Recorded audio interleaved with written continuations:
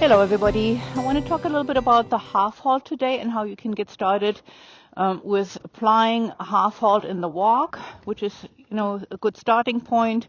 Later on you can, work on trot and canter half-halts, but it's really important to take your time in the beginning and to take a look at the different components of a half-halt so that you understand why you're applying yourself in a certain way and how the horse is supposed to react to these things that you're doing and asking. So to start with, for me, it always helps to think of a half-halt as a movement that goes through the rider's bodies, and it's applied to the horse in increments. And it mostly contains three components, and the components are the driving, the inhibiting, and the releasing parts of all of these good things. So why are we doing that? Why are we thinking in those terms? Well, the half-halt in the widest sense has to do with saying to the horse, let's move forward and let's not come to like a running part of or a way of moving together.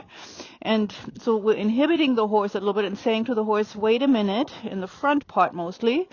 We're saying, wait, not so fast, let's catch up. And to the hind end of the horse, with our lower legs mostly, we're saying, and with our middle posture in our seat, we're saying, engage a little bit more. So the inhibiting part of the half-halt is usually executed by our different varying degrees of pressure that we apply positive tension through our knees and our thighs.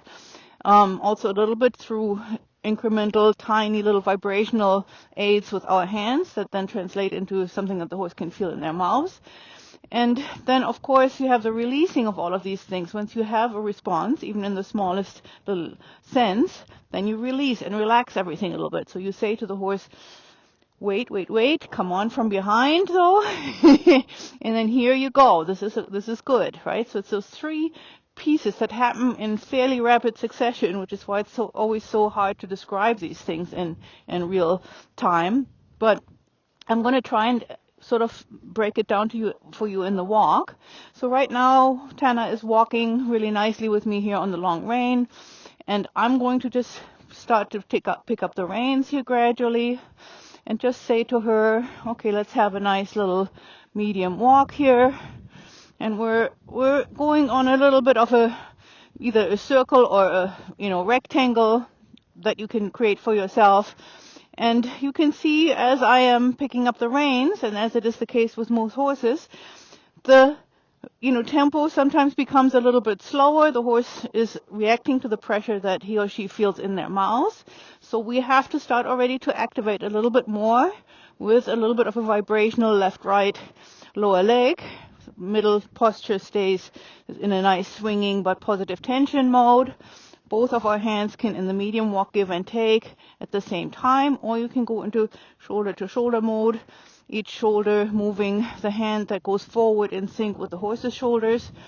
And so those are the sort of ingredients that you can play with, right? And then from here, you can say to your horse, why don't we shorten our stride for a moment, right?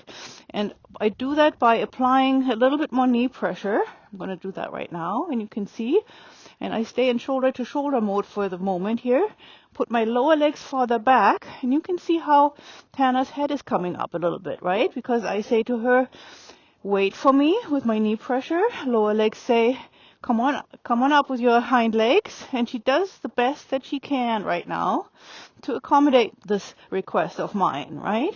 So then I'm going to relax my knee pressure, let my lower legs slide forward into the driving mode again a little bit, and then we're going to go back into medium walk. And here's the medium walk. And it's sometimes in the beginning when you start out with these things, there's not such a huge difference, and that is okay.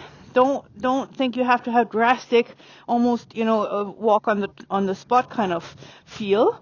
Just play with these things. So I'm going to go again. Increase knee pressure, shoulder to shoulder, hands come up a little bit. And as my hands are coming up, they're vibrating a tiny little bit left-right every time I give and take to the shoulder that is moving backwards. So when the right shoulder comes back, my right fingers squeeze in a tiny little bit of a,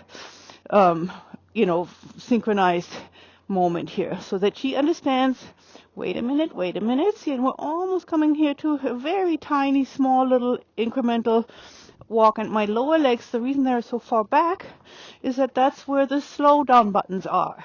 So now I'm going to go put them forward again, and we're going back into medium walk. Both hands give and take, lower legs are forward, knee pressure is relaxed, and this is kind of where we're at with all of this right now, right? So it's not like a super large walk right now. Thana is a little bit sort of anticipating, wondering what I'm doing here, because I'm spelling it out a little bit more than I usually would with her. But I think this is enough for you guys to see. I'll do it one more time down here. So knee pressure increases, lower legs go back, and the lower legs still flutter a little bit. I don't know if you can see it in the video, but this is very important, that you don't become stagnant, or that you're starting to think that the, driving part of the lower legs right now, which is the, part of the half halt that says, come on, let's keep going, otherwise she would come to a halt. But they're still, vibrating and saying, walk, walk, walk. Knees say, wait. And then I'm going to release a little bit into a nicer medium walk, and then I'm going to let her have a long rein. And that is the beginning of, playing with these elements. It's not about being harsh or about, having something that is a perfect outline yet. It's just saying to the horse, here is also something that we can play with. And then as you become more familiar with these concepts and your horse is starting to become a little bit more receptive over time, you can start applying the same concept to the trot and the canter movements that you're riding. And there will be videos on all of that as well. I just thought I'd give you a start in the walk, which is always a really nice place, so that you can start to just become more aware and just to kind of think about these things as you're riding. And with that, I wish you a wonderful day and happy riding. Thank you, Thana. All right, good girl.